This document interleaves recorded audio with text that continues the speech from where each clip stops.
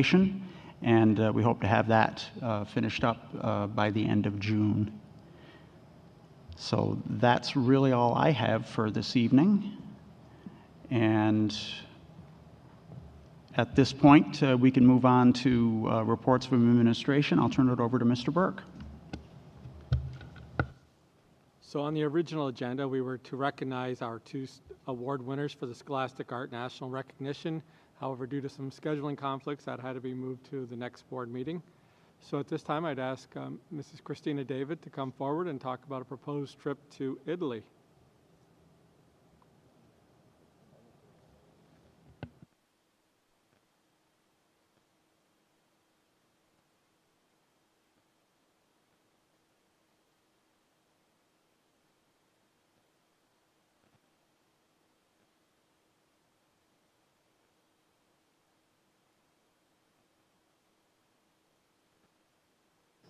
Yeah, is it that? You're good. It's working? Okay.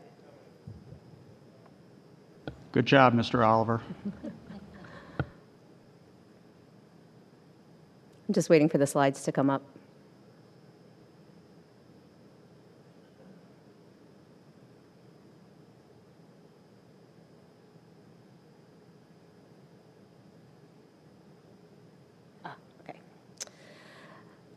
Good evening, everyone. My name is Christina David. I am a biology teacher at the high school, and I'm here to propose a student travel trip to Italy during spring break 2027 from April 9 to April 16th. Next slide, please. This is actually a parent presentation that I've put together that I'm going to use for this board meeting, but I'm just kind of breeze through a lot of the details just to kind of go over the basics. So we are proposing about 20 students, maybe 25 at the most, and 20 students would be 4 chaperones, myself, Mr. and Mrs. Violi, and Jody Legary. The cost right now is about $4,485 per student. That is before any fundraising efforts and before any discounts. There are a couple of discounts, one being that if they register early, you can get $200 off. Next slide, please. So I'll just breeze through some of this. So I love to travel, love to get out of my comfort zone, experience new cultures, and especially experience food. I love to try all different kinds of food. I chose this particular tour because I thought it would be very popular with students. It's kind of like a bucket list thing that I think students would love to check off. And it would be a great learning experience for everything from art, architecture, historical landmarks, ancient history, and then, of course, the culture and the cuisine of Italy is something to experience. Next slide, please. I have pretty extensive travel experience, but the thing I'd like to highlight is that for a lot of the trips that we've taken, I don't usually go on a tour or anything like that. I design the whole trip from start to finish. I book the flights and the hotels. I plan our day-to-day itinerary, book tickets months in advance for hard to get landmarks to see. And we've been to many places, Europe, Asia, and so on. I've also previously traveled with this tour company that we're using, Explorica. We went to Costa Rica in 2024.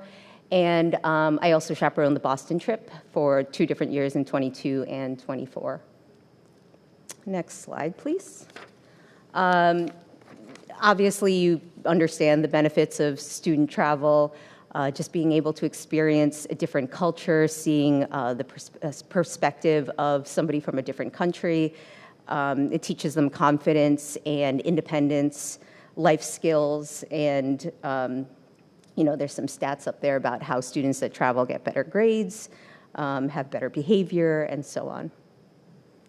Next slide, please. So this company, we have personal connections with them, with Mr. Violi, and also we've used them twice before. Costa Rica, 4 years ago, and then we used them for London 2 years ago. So we do have a lot of experience with them, and both of those trips overall were very successful, and the students really enjoyed those trips. Next slide, please. And so this is where we're going. We're going to see, we're staying over in 3 cities, but seeing 4. Total, so April 9 to April 16, 2027, a total of 8 days. One of those is an overnight flight, and then 6 overnight stays in accommodations in the various cities. Next slide. So we'll start in Venice and spend a couple of days there. And then from there, we will travel to Florence. On the way to Florence, we will stop in Verona for a day trip in Verona. And then from Florence, next slide. From Florence, we will travel to where I am looking forward to going to the most. I've never been to Rome. And we will tour Rome for the rest of the trip, including a day in Vatican City, including a trip to the Colosseum, the Roman Forum, the St. Peter's Basilica, and so on. Next slide, please. So things that are included for students, obviously airfare, transportation while on the tour. We will usually you have a coach bus that transports students around. Accommodations in hotels, in triples, or students will be with at least 2 or 3 other students. Full breakfast daily and dinner daily. All of the attractions are included, all of the sightseeing tours, and we get a full-time tour director and emergency service, 24-hour emergency service. So things that are not included for students will be any passport fees that they have to get, travel to and from the airport. I will be requesting a bus, which we will divide the cost between families. It does say up there tips, but we have included tips into our price, and spending money, especially for lunches. Lunches are not included, and then and of course any like souvenirs and things like that. Next slide. And then one more thing that is not included is travel protection, or the insurance that will be optional but highly recommended for families to purchase. Next slide. Okay, so the rest of this I'm going to present to parents at the parent meeting, but that's all that's relevant for tonight. So are there any questions? How many students are you anticipating, and is there a minimum and maximum? Yes, so, well, I'm anticipating 20. I honestly have no idea how much interest there will be. The cost could be a factor for many families. However, the location of where we're going, I think, will be very popular, especially going with the Violis, who are very experienced in travel to Italy. And I think their perspective would be valuable. So I think that would be popular. As far as the maximum, I'm thinking right now I don't want to go over 25 students. For a minimum, there's not really a minimum, but to keep cost right now, that price that I have it set at is for a private tour where we're not combined with another school. But if we can't get enough students, like let's say we only have 15 students, I might take out that private tour fee. We would be combined with another school, but it would actually bring our costs down. If we had fewer than 20, let's say we had 15 students, but we kept it at a private tour, it would actually be more expensive for everyone. So that price that we have it right now, $4,485, will be the highest it would be. So there's no minimum. So if you're only 4 people, you'll go with another school. That's all it is. Yes, yeah, we would just join with another school. What are you asking from the board? Just permission to go. Yeah. Thank you. Nice presentation. Okay, you're welcome. Christina, are you planning on providing any free, like, total scholarship for at least one student? I personally, this is not tied to any club as it has been before, so I don't have any funds for that, no, unless the school has something or the high school has something, but no, not that I know of right now. Okay, thank you. We will do fundraising, though. Uh-huh.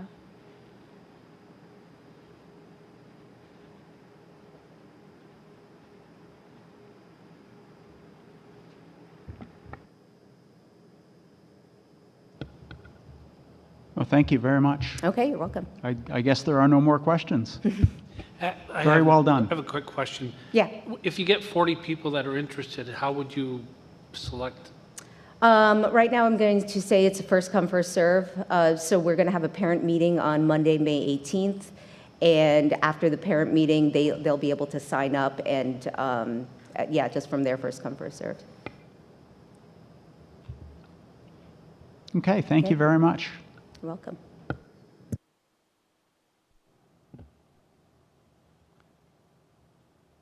Okay, next on our agenda is a presentation from Mrs. Flynn and I believe Mr. Oliver about early college access tuition. Thank you, Mr. Burke. So recently, St. Lawrence Lewis BOCES has a new COSER that we are participating. It's called the Early College Access COSER. And what this allows us to do is any course that we are teaching in-house that we're working with local colleges and the students are getting that dual credit, they're getting high school credit and college credit, we are now able to run those expenses through this COSER. So our district staff, if they're teaching a dual college course, we can actually run it through this COSER, and a percentage of their salary, we're getting a percentage of that back. There's twofold, so it's a percentage of the staff salary, and other schools are also running student tuition costs through this COSER. So ultimately, that's where I'd like to get with this presentation. Later in the agenda, you'll see I did submit a memo. I'm asking the board to consider the district covering the cost of student tuition and then running it through this COSER. But I'd like to go in a little bit more detail so you have a better, fuller understanding of what all of that entails. So Mr. Oliver and I went to a meeting recently, April 16th at BOCES. A special thank you to Mr. Jim Nee, Deputy Superintendent. He is the one that really brought this COSER to our region. It's being utilized downstate quite a bit. And also Ms. Elisa Sergi, she is the new coordinator overseeing the early college access for the entire region. And so now, instead of schools having direct communication and contact with these colleges, she's our point contact. So she's doing all of that work for us, and she's doing an amazing job. I have been in communication with her quite frequently since this meeting with lots of different questions. So it's new, we're all learning, but I want to walk you through a few things. I know you have this linked, so I'm not going to go into detail on everything, but Mr. Lincoln, if you can just scroll down to, that's perfect. So the next part of it, in your link, what it does is it shows the 9 different colleges that our schools in our region are working with. So for example, it starts with the beginning of JCC, Jefferson Community College, and you can see Harrisville and Hammond are having dual credit courses through JCC. Our dual credit courses are majority through SUNY Canton. They offer the first 3 courses to a student at no cost to them, so tuition free for 9 credits annually, so each year it starts over. So majority of our dual credit we're running through SUNY Canton. They've been a great partner. And then our world language, we are running through SUNY Potsdam, and that's where we see our students currently paying for their own tuition. For the current school year, the rate was $125 per student per course at SUNY Potsdam. Next year, they're lowering that to $75. And the reason for that is they were offering $75 to free and reduced lunch students, but now lunch is free for everyone, so they've lowered the cost to the student tuition $75. So that list is quite long, but what it showed us in the region, it was the first time someone had compiled all this information in one place. So now we know, oh, Gouverneur is working with this college, Colton's working with this, Potsdam, Ogdensburg. We can see what other partnerships already exist. And what we're doing currently through the high school guidance department, and they've been working really hard on this with our department chairs and our high school staff, is saying, what are we already doing that we could be offering as dual credit for students? And there's twofold. What happens then is, obviously that's great student opportunity, but then it's also bringing revenue in, because when you have a teacher teaching that dual credit, you run it through this COSER and get a percentage of the aid back. The second part of the packet, that's a great place, Mr. Lincoln, thank you. What it does is it goes through, each college has different requirements, it has different tuition. Like I said, SUNY Canton, it's the first 3 courses are at no cost, but say they want to do a 4th course that year, I think the cost is $225 or $59. If we can go to SUNY Canton, there we go.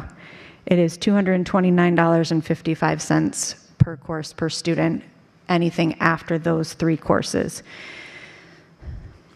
And again, SUNY Potsdam is lowering to $75. So 2 things that we can take away from this is there are a lot of schools in our region working with local colleges for students to gain dual credit. Obviously, we've had IB students walking away with college credit. The question has always been, will the colleges accept that, right? That will always be the question at hand, but we're hoping now, opening up with AP, more will be accepted. And also, some of these courses, we don't even have to run them as AP.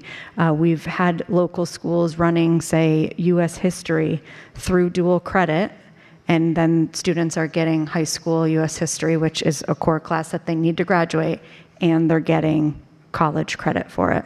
So obviously, with those opportunities, there comes the cost of student tuition. So I thought before I get to the breakdown, Mr. Burt kind of tasked me with some hypotheticals of student tuition costs over time. I did put together some of those things, but I thought it was important for you to see what are we currently doing. And so, Mr. Lincoln, if you can put the second one. There's 2 things that are happening that's pretty exciting is Mr. Jonathan Hershey put our course catalog, high school course catalog, and then he put the SUNY Canton course catalog in ChatGPT and said, would it be possible for a Massena high school student to graduate with an associate's degree? And the reason he did that is recently, Mr. Oliver and I attended a school site visit through the Redefining Ready cohort. It's focusing on Portrait of a Graduate and the shifts of students when they leave high school. Are they ready for that next step? And so we visited Owego School. It's down near Binghamton, and Owego School is currently graduating students from their high school, students with their associate's degree. And so that really got our attention. If they're doing it and it's in New York State, then we should be able to mimic that. And what an amazing opportunity for our students to be able to walk out of high school with all of those college credits and possibly even an associate's degree. So Mr. Jonathan Hershey, what he did here using AI, he said, what you're currently doing in your course catalog and what SUNY Canton has to offer, it's actually very feasible for that to happen. So I have been talking with Ms. Sergi at BOCES, and she is our liaison with SUNY Canton right now. She's talking to their contacts. There are some hurdles. So I'm bringing this as an idea, and I will say to you, it has not been accepted as, yes, let's do that, rather than let's continue to talk about it and see if we can work out these hurdles. And we also need to be, respectful to SUNY Canton and what they're comfortable doing. So I'm sharing this as an idea. It's something I'm excited about. We're not quite there. This won't be happening for next year, but my hope is within the next 4 to 5 years, this is where we get to. We get the opportunity for our students to be walking out of our door with an associate's degree. So the third part, Mr. Lincoln, if you could put the third document up. I had put together basically what we have to submit each year for this revenue stream is to put what courses we're teaching with dual credit, who is teaching them, and the credit that the students are receiving. And when we did that, Mr. Burke shared with you at our last board meeting, we were able to bring in $175,000 of revenue into our school just by running these salaries through this COSER. And these are salaries we already are paying for. So really the idea is bringing in those new revenue streams. But Mr. Oliver will walk you through what we're currently doing, and then I will give you some hypotheticals on cost. Hi, everybody. So at Massena Central High School, we have a long tradition of partnering with neighboring institutions to give college credit. This isn't anything new for us. Over the years, we've had close affiliations with Paul Smith's, with SUNY Potsdam, and most recently with SUNY Canton. The sheet that you have in front of you, this represents live college courses that we offered this year. There were 28 dual enrolled courses at the high school, many of them within our IB program, but there were a number of them outside of the IB program. We are currently in a process of, with the new information for this COSER, reinvigorating our efforts to reach out to staff to try and get more of our courses cross-listed with SUNY Canton. I wish I had solid numbers for you tonight. I don't. We're in the process of doing that now. I think it's very safe to say, though, that next year our offerings will certainly not be less than you're seeing on this page, and quite likely more. The advantage to this, obviously, I'll go back to, you were speaking of IB earlier. One of the old problems with IB was, can you get college credit or not? And oftentimes it was tied to an exam score. So you could get it if you got a 6 or if you got a 5, but not maybe if you got a 4 or a 3. I'll use my own daughter as an example. My daughter graduated from here 3 years ago. She's graduating with her undergrad next week. She got an entire year of college credit through the work she did here, which saved me a lot of money, and I'm very appreciative of it. That was because they were dual enrolled cross-listed classes. Now she did well on the test too, but she got all of those credits at the university she went to, saved her an entire year.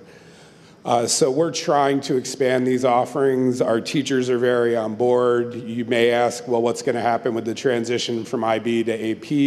To my knowledge at this point, every AP teacher has submitted their courses to be SUNY Canton cross-listed courses again, so they'll all be replicated, and we actually have, I think, more offerings in AP than we did in IB, so we'll get more just right there.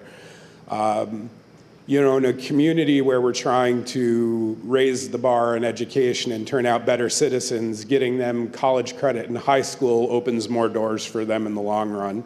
So anything we can do to support that would be greatly appreciated. It's really all I've got to say on that. Thank you, Mr. Oliver. Mr. Lincoln, if on the bottom of the spreadsheet, if you could click the second tab. Perfect. Thank you so much. I'm not sure if you can make that bigger. Thank you. So the first box is our current school year. This is the breakdown of student tuition cost. So at SUNY Potsdam, this is where our world language dual credit courses are. We had 90 students participate. Each student, it was $125 a course. So that totaled $11,250 that our students and their families paid out of pocket. SUNY Canton, as I said, the first 3 courses are free. We had 286 students participate in that. At that time, no one took a 4th course. We really weren't even talking about that. We just were offering the free 3 courses for the 9 credits. Obviously, that was at no cost. For the upcoming school year, the 26-27 school year, we currently have 77 students enrolled in our world language dual credit courses. This was as of the end of April. If the board was to approve paying the student tuitions, what this would mean is that $75 a course, 77 students, that would equal $5,775. We would pay up front, and then we would run it through this early college access COSER. we'd get 80% aid, and so our reimbursement would be $4,620, and our final cost would be $1,155 of the total cost. Now, as I said, the next part is extremely pie in the sky. This is a little bit of a dream, a wish at this point. But if the idea of a student graduating from high school with an associate's degree comes to fruition, and I use SUNY Canton as an example, again, these conversations are just starting, nothing is promised. But if each year a student took the 9 credits that were free, and then the other 36 credits needed at $229.55, the total cost to a student would be $8,263.80. Again, we would pay that up front. We would be reimbursed $6,611.04.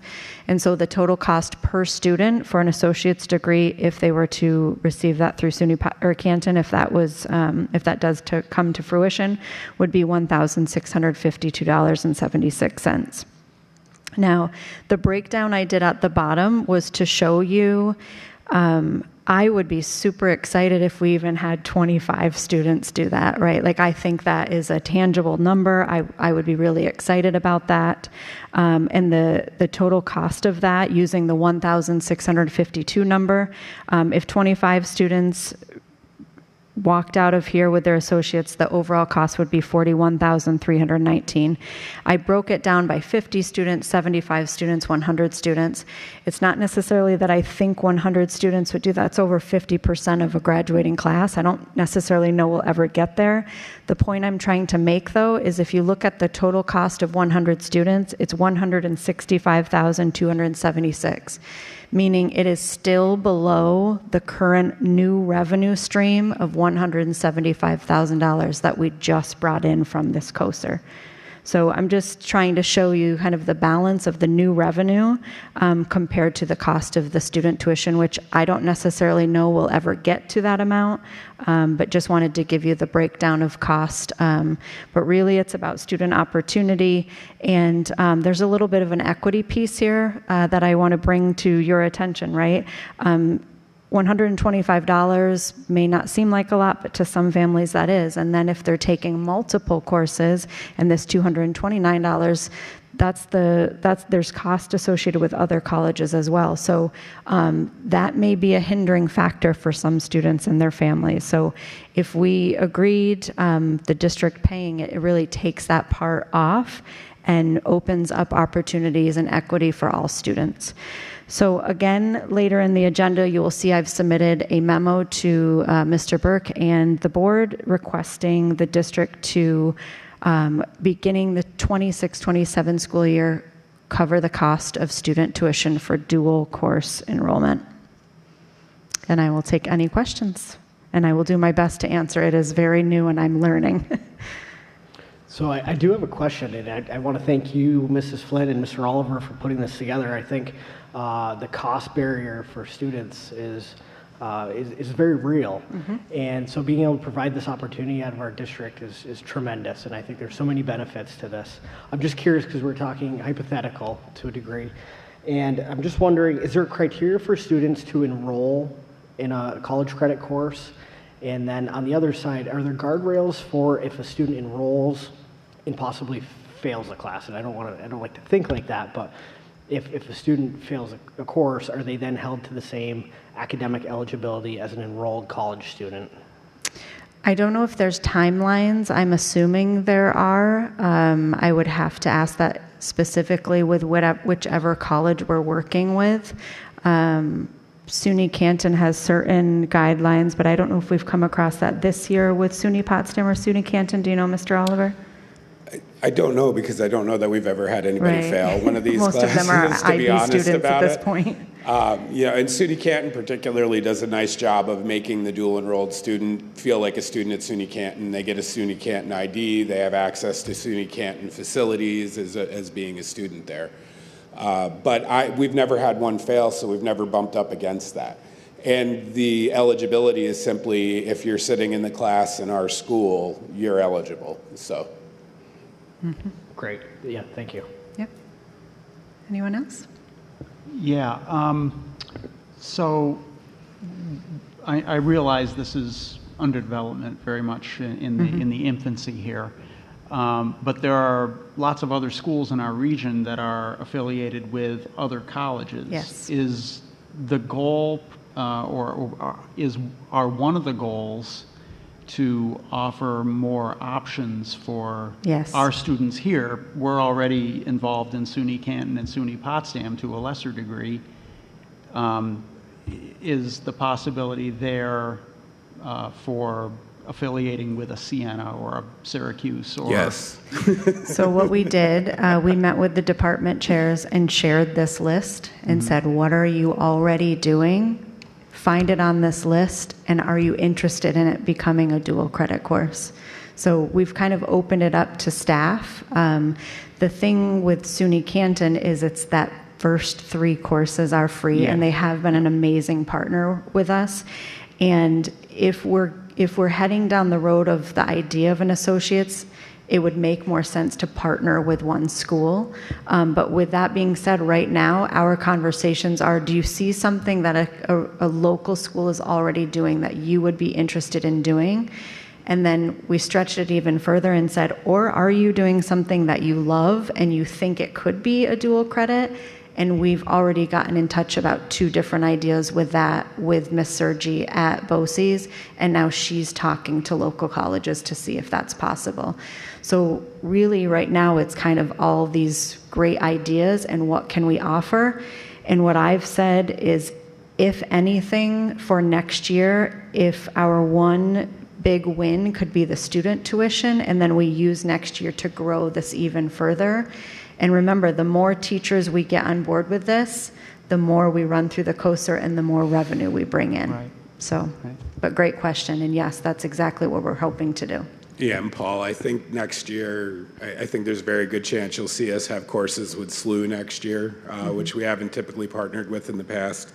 And there's a couple of things working for a couple of cross opportunities with Hudson Valley Community College on the technical side down in the Albany area. So that's just 2 examples of things that have popped up in this last month, really, since we've worked on this. It's got the potential to grow exponentially, but we got to go slow to make sure we build something we can sustain. Well, I mean, the possibilities are really kind of mind-boggling.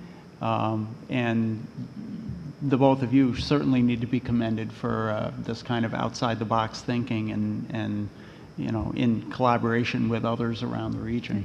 It's terrific. Thanks. What do we think the workload would be for an AP student that wants to do sports in addition to enroll in those classes? Would it be too much, or? It wouldn't be any, make sure you have the model in your mind correctly, that these kids aren't being asked to do anything more than they would already be doing anyway. There's no extra burden placed on them by the college. The college is in effect signing off on our syllabus saying your syllabus is enough for us to grant you credit in this area. So it's no different than what we're doing already. Many of our students are already full IB students, multiple sport athletes. Not gonna lie, my kid was one of those kids and there's a price to be paid for that, but it's absolutely doable. You might have one of those kids sitting up there with you too. Yeah, it's doable. The only class that I have that's not IB associated is physical education and my study hall. But it's definitely something that you can do, not easily, but doable, especially for a high school student with three sports and also other activities, including board meetings. I'm a MBK fellow. I run the cooking club. I still have time, so. Thank you for sharing that perspective. It's important to keep the student perspective. When we were at OWEGO, they did have a student panel, and we heard from 4 or 5 students that are getting their associates. And I will tell you, one of my favorite was, he basically said, as freshman and sophomore, I was chronically absent. I didn't want to come to school. And when I was here, I was in the principal's office because I was causing trouble. And he was laughing about it the whole time. But what turned it around for him was he started working for the school. They had a graphic design center. They were running their own school store, and he just loved it. And then he started enrolling in these courses that he's now getting college credit for. So I think of our students that, we've talked about before. Sometimes freshmen and sophomore, we're trying to get them to stay here just to get them to BOCES. But really, we should be asking ourselves, like, how do we just keep them here, whether we're sending them to BOCES or not, to want to be here? And OEGO says every student should have a home, right? Whether that's here, whether that's in CTE programs, everyone should be having something that they're feeling connected to and feel like they have goals. And the dual enrollment piece is certainly an achievable goal. Yeah, and I'd like to echo too, it's not just about traditional college. Partnering with schools like SUNY Canton, this is really just an extension of the work we've been doing in previous years with SUNY Canton to get classes like Survey of the Trades off the ground. The mindset for me, particularly recently at the high school, has been CTE and sort of the kids that we're trying to get to BOCES and how do we give more opportunities for those kids during their high school experience. And all of this would add more opportunity with college credits walking out the door, which is, whether it's 3 or 30, it's a great thing to have some in your pocket walking out of the door in high school. So. Mr. Oliver, is there a music theory course offered at the high school here? There is. It's not cross-listed yet, but we're working on it. Certainly, Potsdam would have some. Yeah, Okay, we're not Like there it's yet, but music classes there. we're having that conversation. Okay, good. So with, I know SUNY Canton in particular, it seems almost 50% of their programs, you can get a degree online even now, and it seems like the SUNY system is moving that way.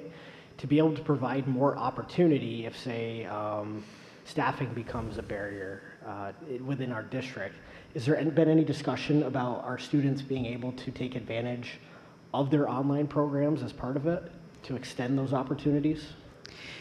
No, and I will say this model allows for our teachers to still be our teachers, right? Sure. And so there's also safety in that. Yeah.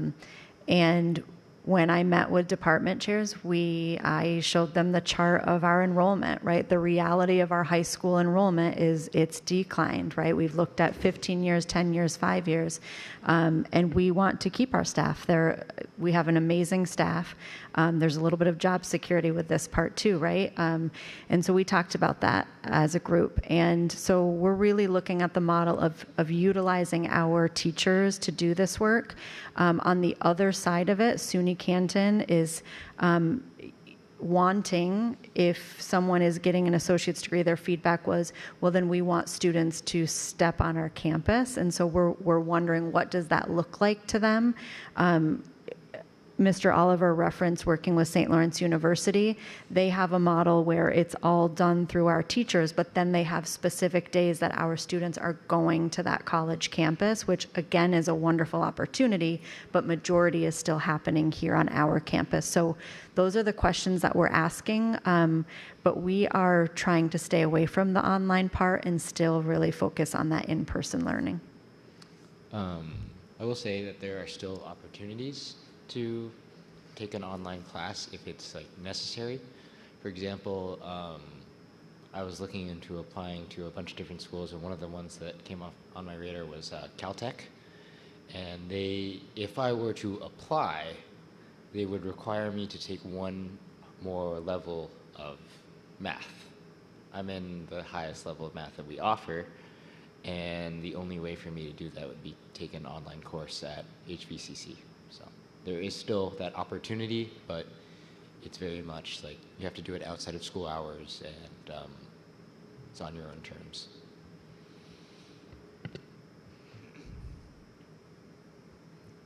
Thank you, everyone. Go ahead. So I haven't heard too much on the downside of this at all. Have you guys done kind of risk assessment, what could go? I mean, it sounds like other school districts everybody's on board with this, and I'm just thinking about this is kind of redefinition of what public school or high school system is. We're moving into a whole new redefining of what we are. We're not just a high school anymore. We're almost like doing, you know, we're college too at some level, right? I mean, maybe that's the way it's going, and that's great. But I'm just wondering if there is some downside that would. Did you come across anything? We haven't really talked about that, and really it seems like the idea is new, but it's actually not. Dual credit has existed for a long time. The only new part is the revenue stream coming in, which allows us to be creative and perhaps cover the cost of student tuition, right? So this list is long because our schools regionally, they've been offering dual credit for years and years and years, as have we.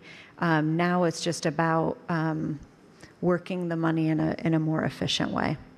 Yeah, but I do see what you're saying. Yeah, but put it in context. At Massena High School, we've been offering dual credit classes for well over 20 years. And if there's a downside to be had, I don't think we've tripped across it yet. So. I have a question. The AP and dual enrolled classes, will they be offered to underclassmen, so sophomores and freshmen as well? Because I occasionally see online someone will have applied to colleges with 20 AP courses, and that's not something you can do in 2 years. Yeah. Mr. Oliver is raising his hand. He's very excited to answer. I am. The answer to this question is yes. You can start taking AP classes as early as sophomore year now, and in some cases even earlier. And the truth of all of these courses, it goes for anything that would be listed as a dual enrollment situation. If you're in the class, you're eligible for the credit. So if you're in the class as a freshman, you're eligible for the credit. These classes will likely be higher division classes, so it'll probably be mostly sophomores, juniors, and seniors in those classes, but it does open that up. And our dual credit was heavily weighted towards juniors and seniors because it was heavily weighted to IB, which was all juniors and seniors. So with that loosening that we're going to see with AP about who can sit in our most rigorous classrooms, you'll see these opportunities expand.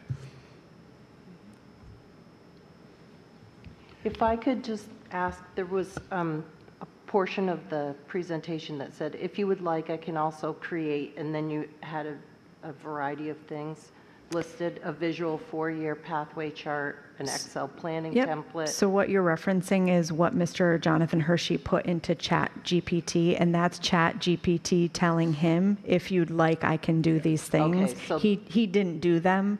He just sent me what he did have ChatGPT create. Okay. Does that make sense? Yes, those it words does. are actually from ChatGPT Okay. saying I can do that. Oh, okay, I see. And then my other question is, so you reference high school credit requirements. So are we currently in the portrait of a graduate, or is that coming next school year, or when do we actually transition? We do not know any of the graduation shifts due to Portrait of a Graduate yet. We are being told that the rubrics are supposed to come out this summer. The narrative somewhat changes over time. When Portrait of a Graduate and the 6 attributes that came out, they came out 2-3 years ago now. We first heard, okay, there's going to be an option, there'll be a regents path, and there'll be the option for having no regents. Then that shifted to, oh no, we're going to have some regents that are required. And then it was like, oh wait, no, nothing with that is changing. This is just an option. So it's unclear what all that looks like. Okay. But we do know that it's going to be somewhat of an and, right?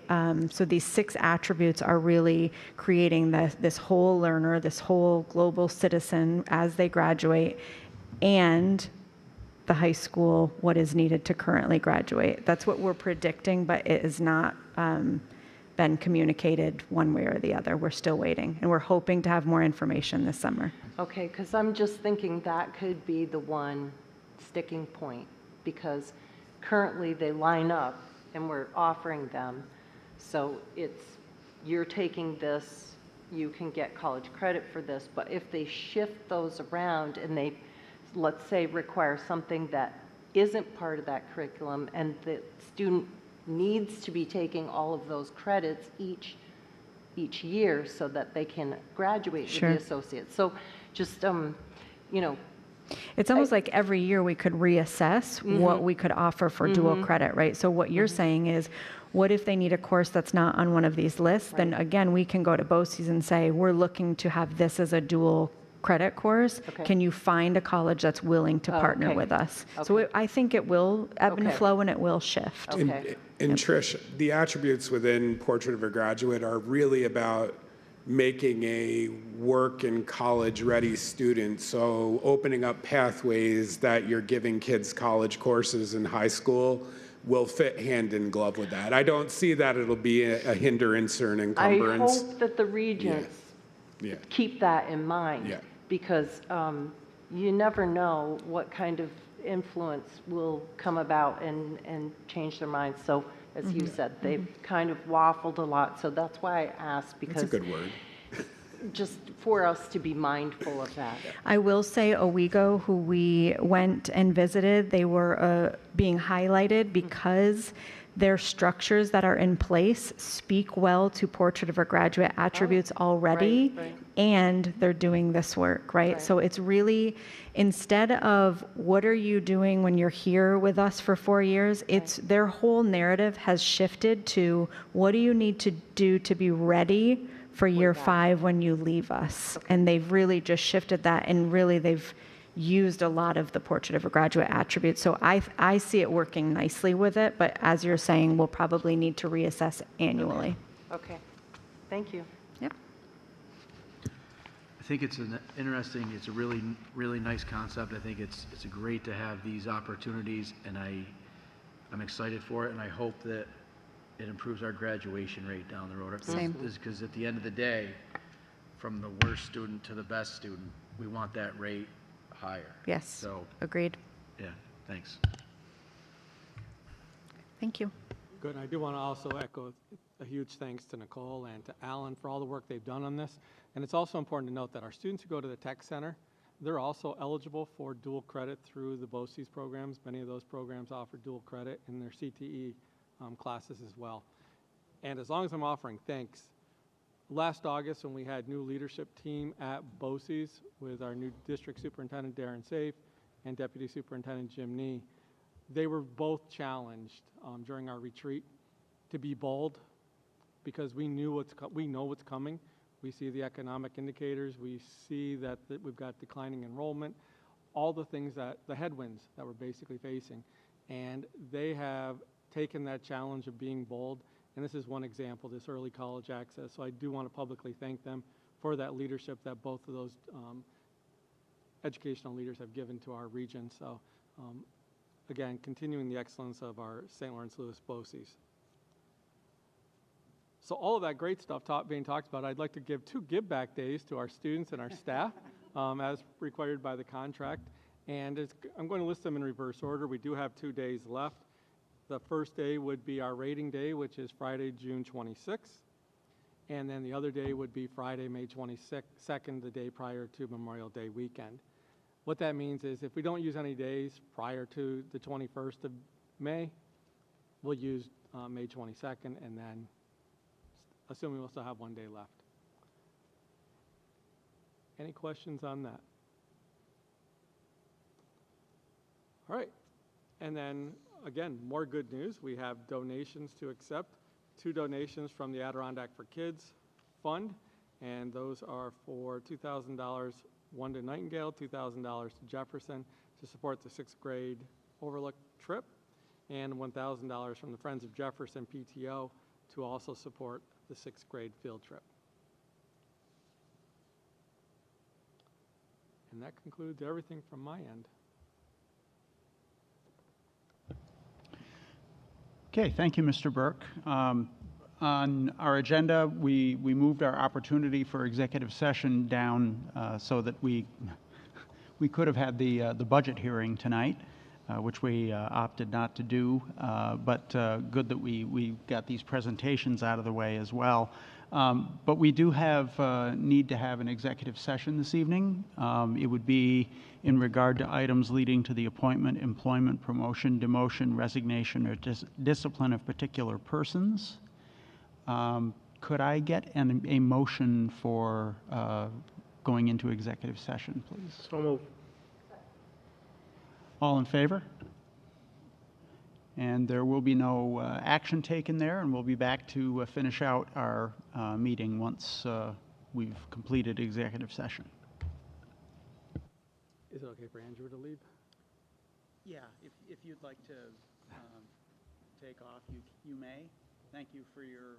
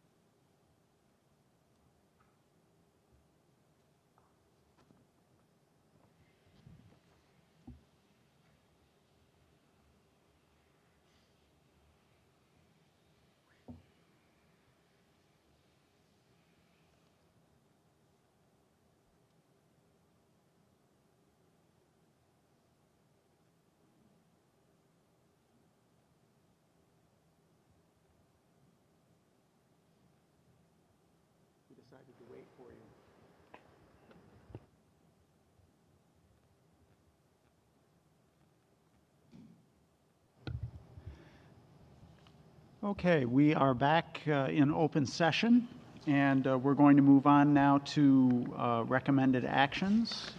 And first, we do have a few items on the consent agenda, and I would ask if any board members would like to have any consent agenda items removed for further discussion and adoption in a little bit later in the meeting. The minutes from our last meeting, please. Okay. There's no need for approval by the board for that.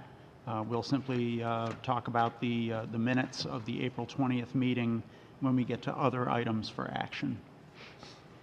Outside of the minutes from the last meeting, could I get a motion for the approval of the consent agenda items? So move. Okay, any questions or comments? All in favor? Any opposed? That carries. And we'll move on now to other items for action. And I guess we'll start with the minutes that we took out of the consent agenda.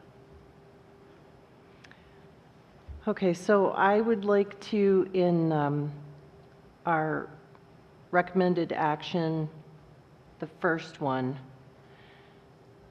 there is a word further, and I would like to have that word further be changed to subject.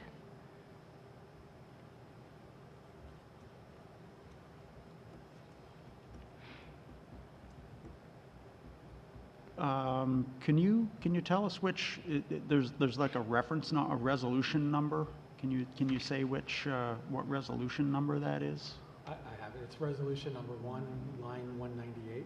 198.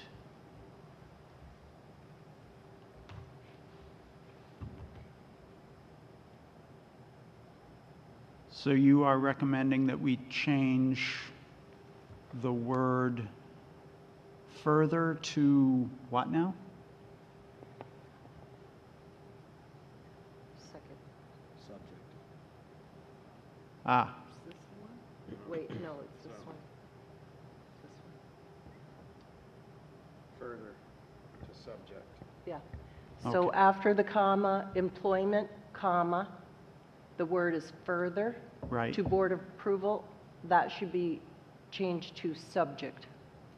That's what we had agreed upon when we voted, in my recollection, Yes, unless somebody else. It was my, my language recommendation, and you're absolutely correct. Okay. We agreed on subject to board approval. Okay. So everybody on the right, on the same page on what we're talking about here.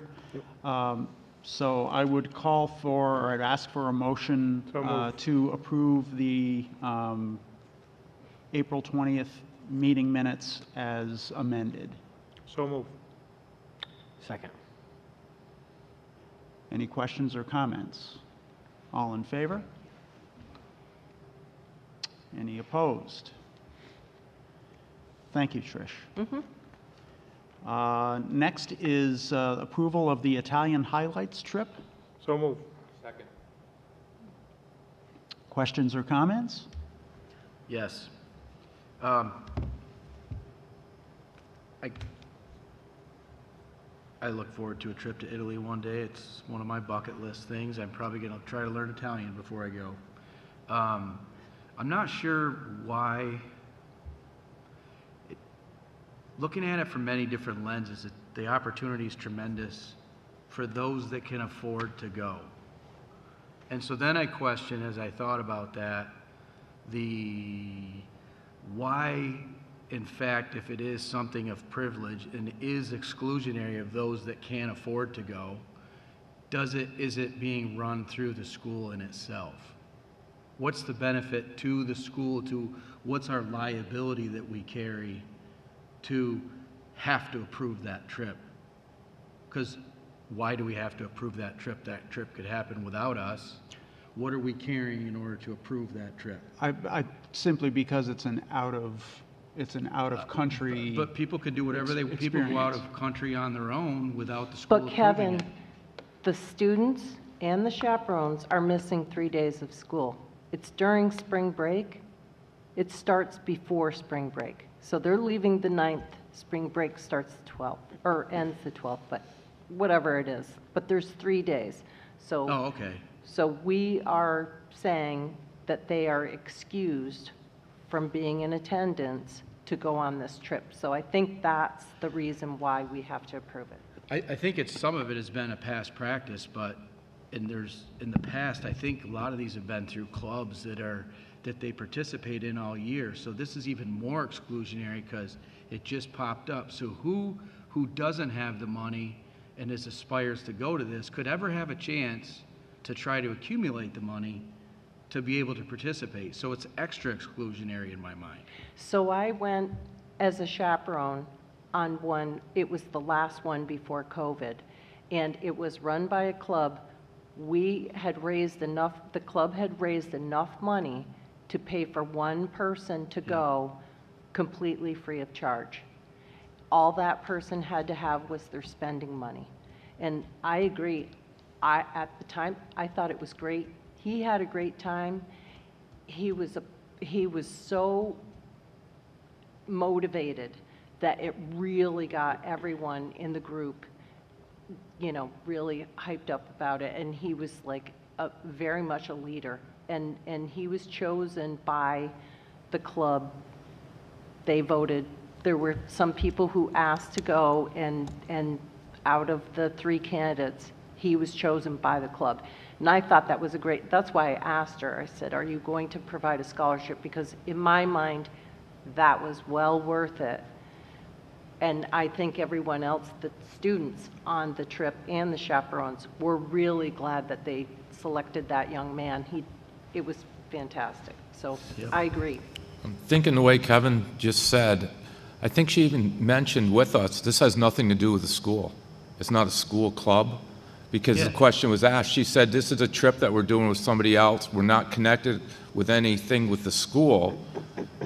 So why are we approving it when she even said it has nothing to do with the school? I think it's a great trip. I don't want to take away from that. I do as well. I think it's a great idea, but we're allowing the chaperones to miss school. And we're allowing the kids we can to still miss do school. that whether it's a school trip or not. No, because how can the chaperone just take a trip?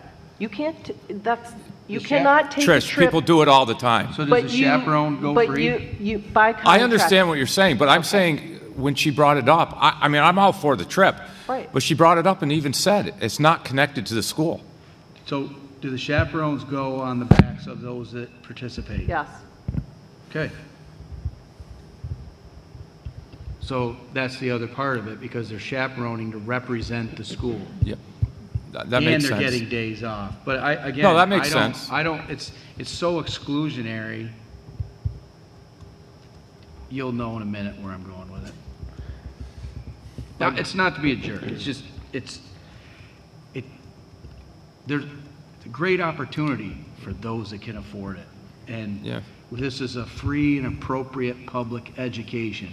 I don't think we should carry that kind of liability for something that doesn't include everyone. In 2019, it was half that cost.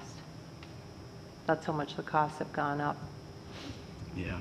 It's very expensive. Well, anyway, it's a bummer, but that's where I feel about it. Kevin, I think you bring up trip-based equity. I think it's a strong point. I'm wondering if with the trip, is it the Explorica company and the ability to fundraise? Do they need the backing of the district to be able to do that? Is that the reasoning? I don't know. I don't have the answer, but yeah, it's. I don't necessarily disagree with Kevin's comment, but I do think when people come along and they're willing, there are some kids that the family may have the means, but the parents are never, for whatever reason, work schedule is going to be able to provide that kind of opportunity. So having access to an opportunity for those who can't afford it, I think that's good. But we have other trips within our district. The price tag isn't over $4,000. I don't want to even guess what the number is, but we have other trips where kids have to come up with money, and so those trips are just as exclusionary. They can be. I mean, there's fundraising, and fundraising helps, but I can think of 2 trips off the top of my head where I know there are kids who don't go because they know they're not going to be able to fundraise enough, and their family's not going to come up with the 200 or the 300 or the spending money. That it's just not in the budget. But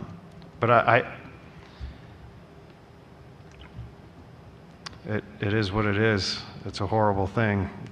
It's a challenge for any school district that's trying to offer equity and opportunity for all students. But I can appreciate people who are going to come forward and put the time in and do the planning and give up a week or a week and a half of their life and take whatever group of kids, whatever number they can handle, and take them places where they may never ever venture.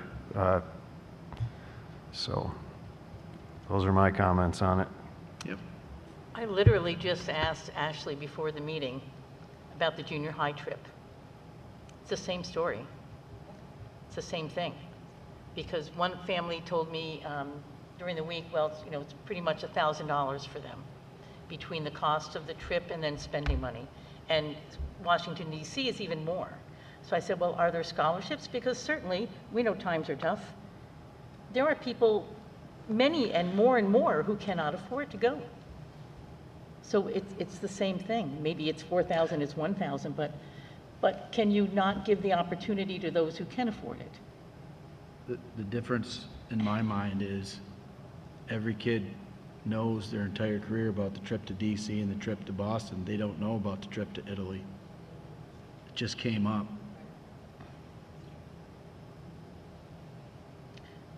The premise is the same, though. Do you deny those who can? And listen, I'm the first one to speak about equity, which is why I spoke to Ashley about the trip. Are there scholarships? Are there ways that we can help? But then what about the ones, why take away from the ones who can afford? Yeah. I'm being the devil's advocate here, and I'm always about the other side, but I'm seeing this side too. Yeah. Again, we're board of 9. We'll find out shortly. I guess so. Any further questions, or not, any further comments or questions on the question of the Italian highlights trip? Okay, we have a motion and a second. All in favor? Any opposed?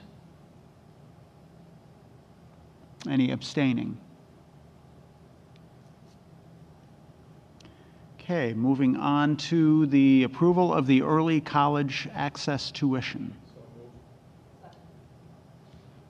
Questions or comments on this subject? Just real quick comment on that, on how it works. Tech Prep always had that too, and my son went through it, and other people. He got the credit numbers weren't big, like getting the degree, but he had more success in college because he could take one less class every semester all the way through because of what he did through Tech Prep and the credit he had there. So it works at a low level, high level, wherever you want, but it saved him from having the stress of an extra class every semester because that's how he decided to do it. Instead of taking a semester early, he just divided it up through his college career and just took one less credit hour. So it's great for at all levels. And two, I think, Nicole, as long as we keep guidance counselors aware of that fact, like I like what you said because, sometimes when you're making your semester course list, if you know that you don't have to take 5, that you could take 4, and you can stack them in a certain way, then you can get a work study.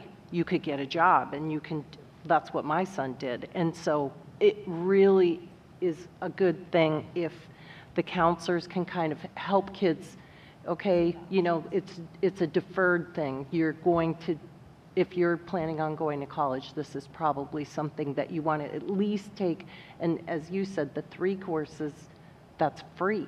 So why not? At least take 1. So I'm glad that you brought that up. Thanks, Tim. Any other comments, questions? All in favor? Any opposed? That carries. And we'll turn it over to Mr. Burke for personnel action items. I recommend approval of action items listed as numbers 1 through 14 and 16 through 26. So move.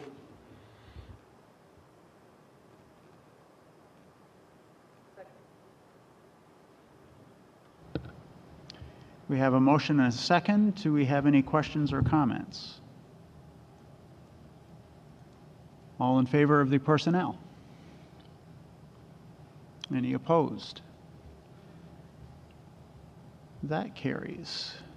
And I also recommend approval of action item number 15. So moved.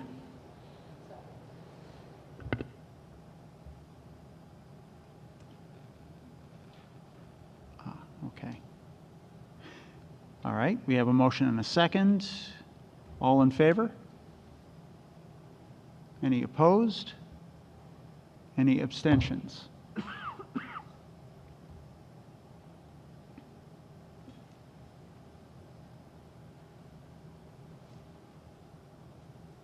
Okay. I think that concludes our agenda business. Now is the opportunity to discuss any future agenda items. I would like to discuss one. We had a meeting, a LifeTrack meeting on Tuesday, and I felt it was a very productive meeting. And I'm asking Ashley to take my hand scratch notes and to make them look pretty. And then I'm going to share that with the board. But one of the things that I think as a board we need to address, and that is that the consensus of the high school was that LifeTrack is not worth it. And here in a nutshell, you'll read it in the minutes, but in a nutshell, it was that the high school felt like asking for one more survey was not conducive to students being honest and actually giving good feedback, and that doing something for the sake of doing it without being mindful of the results was not productive.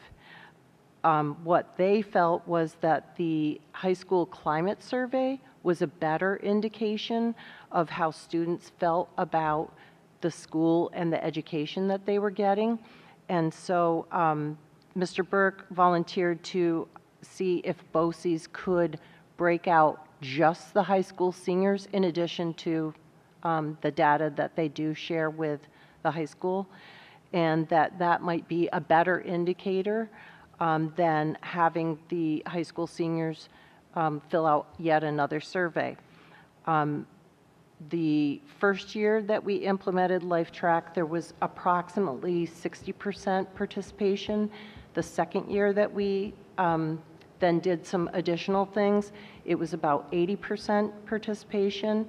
And then this year, Mr. Oliver said that he spent considerable time tracking down seniors to get them to complete the survey, because LifeTrack likes to have 90+%. And he did eventually get it, but he said it was a lot of work and that he felt like some of the students that he had do it their heart really wasn't in it, and they weren't really focused on answering the questions to the best of their ability. So you'll get more on this, but I think as a board, we have to decide whether we want to continue to invest the money in LifeTrack from going forward. This year is completed, but you know, we have to decide. I think really the decision is, do we want to keep going for the 5-year mark and see what we get from the 60% who answered it, or do we want to just save our money and maybe use it in a more productive way to affect our change and possibly rewrite our goal based on that, our board goal?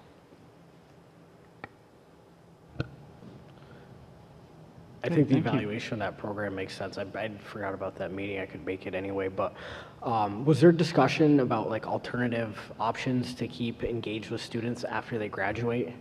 Did you get a chance to talk about that? That'll be in the notes? Yes, Awesome. Okay. it was mostly centered on alumni.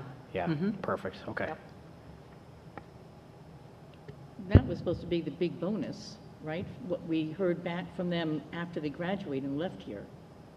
How they then look back at the education here, correct?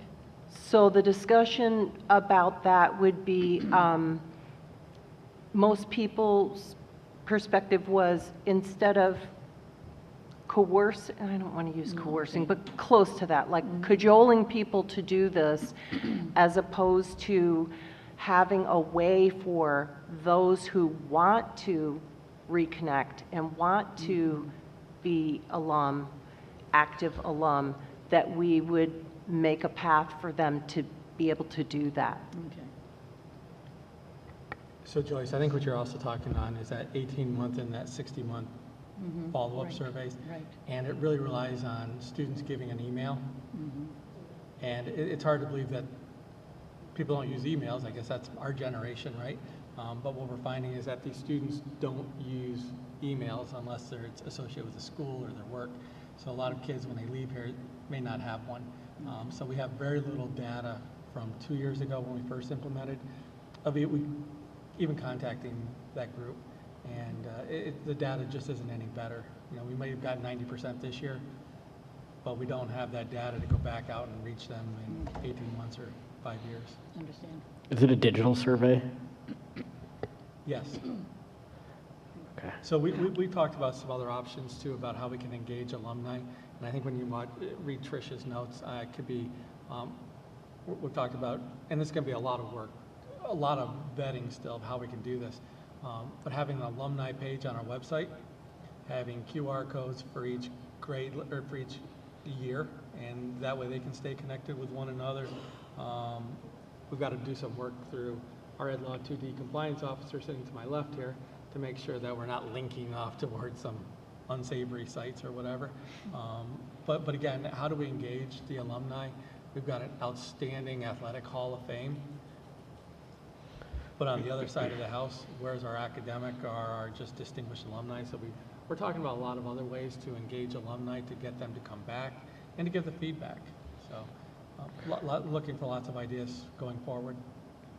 Real straight and narrow. I mean, we could take a page out of any university advancement book and, you know, really implement it at the public school district level. It's effective. It works.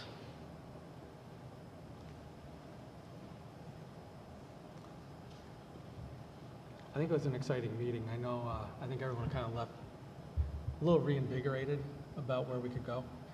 You know, we may have hit a roadblock, but it opened up some other ideas. I'm sorry I wasn't able to be there. That's okay.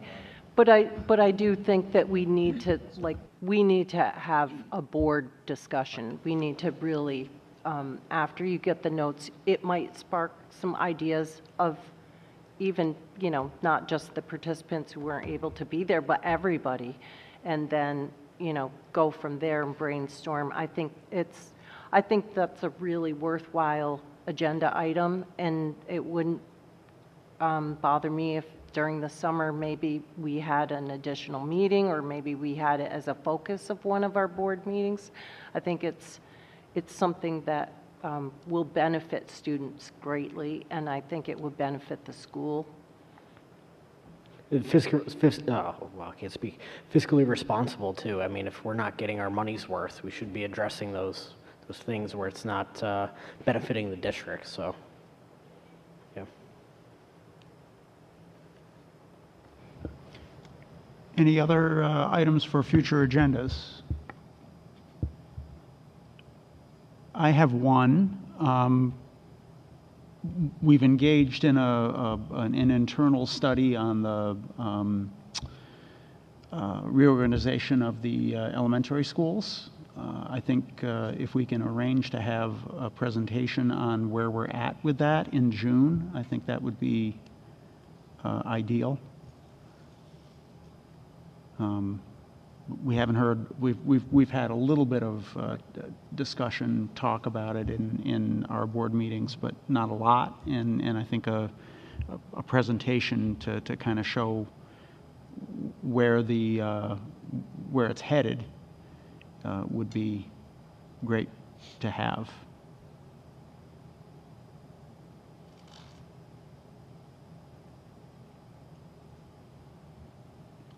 Anybody else? Okay, if there is nothing else to discuss, I would entertain a motion for adjournment. All in favor? Have a great night. Don't forget the senior reception on June 16th. Please come if you can. At 7:30 PM, right? 7:30 a.m. a.m. It's breakfast. 7:30 AM, I have not.